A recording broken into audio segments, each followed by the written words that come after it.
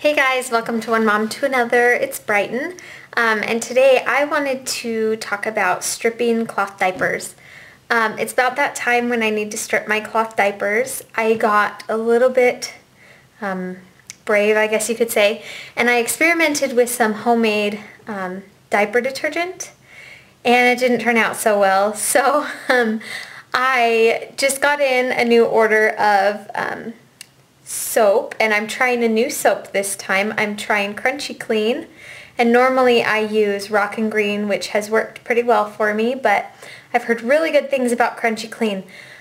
So I just got my soap in, and so I am stripping all of our diapers that have been washed with the homemade detergent, and so I thought I would show you guys.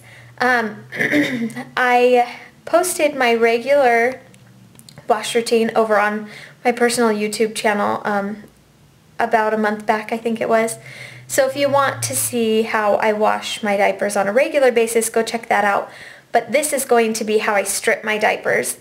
We have super hard water here, so I have to strip my diapers probably about once a month or once every other month, depending on if they start stinking or repelling.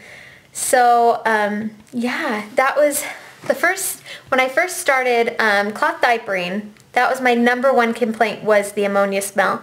And it took me a little bit to figure it out that it was my hard water, and that's when I started using Hard Rock from Rock and Green, and that's also when I started using Calgon so that it would fight against the hard water. So if you're new to cloth diapering and you're having ammonia problems or any stink problems, let me assure you that it is not because you are just cloth diapering. It's probably because you need to rethink your wash routine. So I'll show you guys how I do my stripping routine. Alright, so the first thing that I like to do is I come out into our garage, hence the horrible lighting, and I like to turn my hot water heater up as hot as it will go. And I like to leave it like this for about an hour before I start stripping my diapers so that the water is nice and hot and can do a really good job. Step 2 would be to take all of your clean diapers.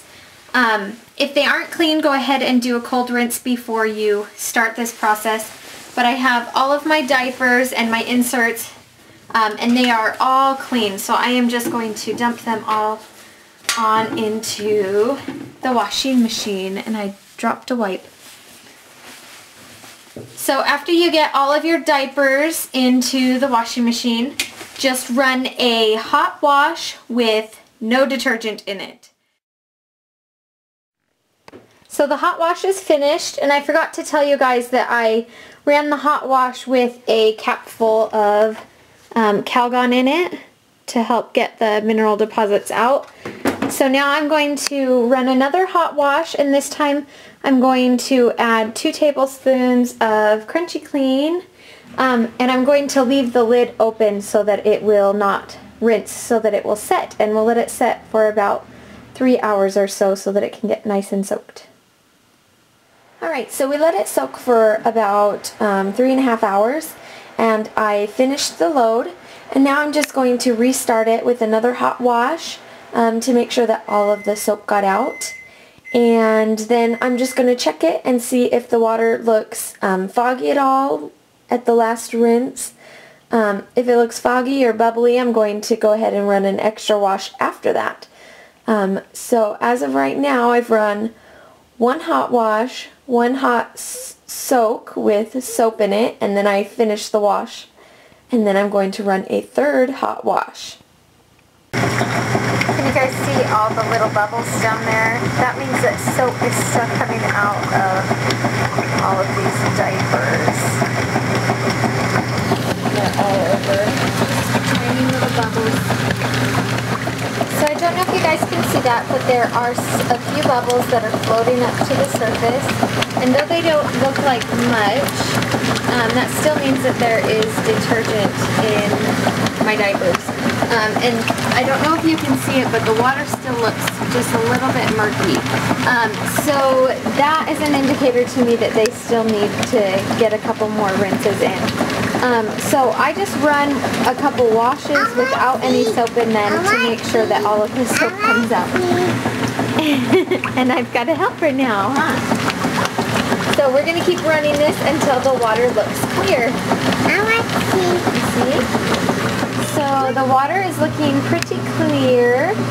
So I'm going to go ahead and let it finish its cycle, and then we're going to throw it into the dryer and we'll be done with our stripping. So I hope that helps you guys. If you have any questions, let me know. This is just how we strip. It doesn't mean that's necessarily the only way to strip. There are tons of ways out there.